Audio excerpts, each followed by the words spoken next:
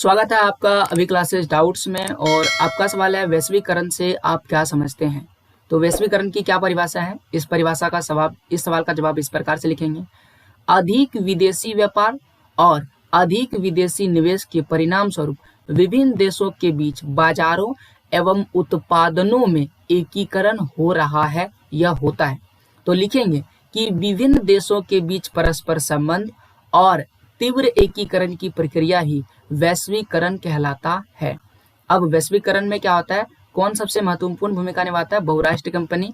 तो लिखेंगे कि बहुराष्ट्रीय कंपनियां वैश्वीकरण की प्रक्रिया में मुख्य भूमिका निभा रही है। अब यहाँ पर कुछ शब्द आए। सबसे पहला लिखा है विदेशी व्यापार, यानी जब दूसरे देश की कंपनी हमारे देश के साथ व्यापार करता है तो उसे विदेशी व्यापार कहते हैं।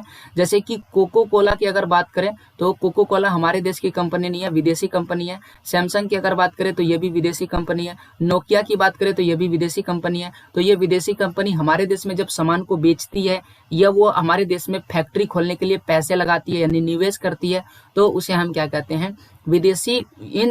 इन कंपनियों को बहुराष्ट्रीय कंपनियां कहते हैं।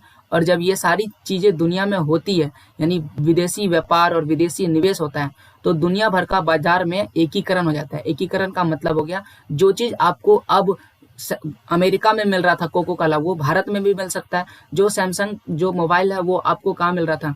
दक्षिण कोरिया में मिल रहा था, वो आपको कहाँ मिल रहा है? भारत में मिल रहा है। तो इसी प्रकार से बड़ी बड़ी कंपनियां जो आपको केवल दूसरे देश में मिल रहा था वो आपको यहाँ पर भी मिल जाएगा, या फिर कहीं दूसरे देश में घूमने जाएगा। जैसे कि आपको अगर एप्पल का मोबाइल फोन खरीदना है तो ये सभी जगह मिल जाएगा। क्यों? क्योंकि पूरे बाजारों का एकीकरण हो गया है।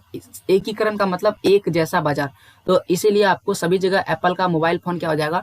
मिल जाएगा। और ये किसके कारण संभव हुआ? वैश्वीकरण के कारण संभव हुआ। इसलिए कहता है जब विभिन्न देश आपस में क्या करते हैं? संबंध बनाते हैं या उनके बीच में एकीकरण होता है तो इसी प्रक्रिया को हम क्या कहते हैं? वैश्वीकरण कहते हैं।